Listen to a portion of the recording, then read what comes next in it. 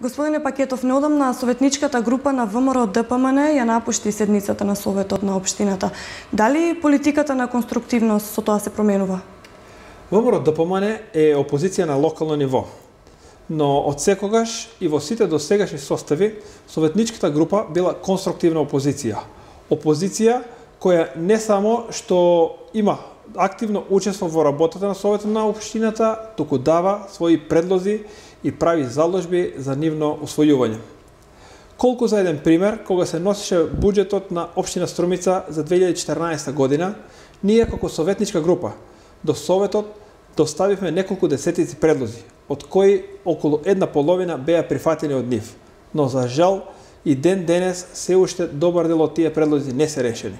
Но не застанавме тука, кога се носеше буџетот за 2015 година, значи ние како советничка група дадовме околу 200 предлози до градоначалникот и Советот на општина Струмица, од кои повеќе од 120 беа прифатени.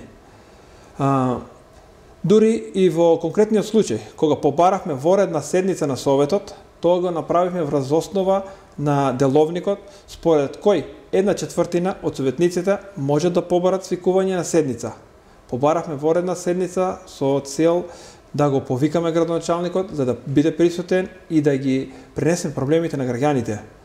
Бидејќи подолго време знаеме дека градоначалникот е отсутен и Струмица значи делува како да нема градоначалник и проблемите на граѓаните од ден на ден се повеќе се трупат. Значи одовде можеме да го донесеме заклучокот дека локалната опозиција предводена од ВМРО ДПМН во Струмица е конструктивниот фактор, додека позицијата предводена од градоначалникот Зоран Заев е деструктивниот фактор.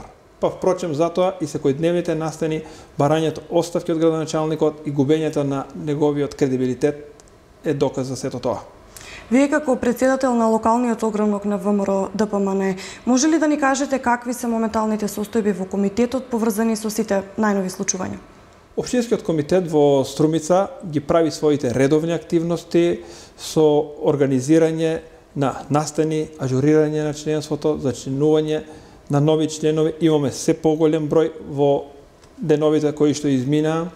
Значи имавме обновување на внатрешните структури, организирање на своји настани и обезбедување на услови за поинтензивни активности.